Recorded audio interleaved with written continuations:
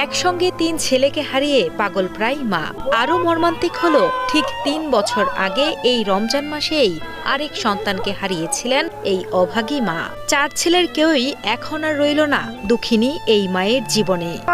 আম্মু এইগুলো নিয়ে যাই বেরিয়ে যাবো। আমি কইছি আব্বু এখন তো সারা রাত জার্নি করে আইসো একটু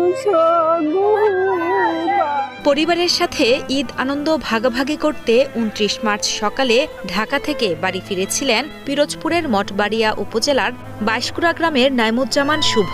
ভোরে বাড়ি ফিরে ছোট 2 ভাই শান্ত ও নাদিমকে সাথে নিয়ে ঈদ উপহার দেওয়ার জন্য আত্মীয়ের বাড়িতে যাচ্ছিলেন শুভ।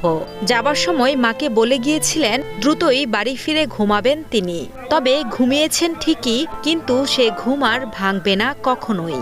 বরগুনার পাথরঘাটায় আত্মীয়ের বাড়িতে ঈদ উপহার নিয়ে যাওয়ার পথে বাসের সঙ্গে মোটরসাইকেল সংঘর্ষ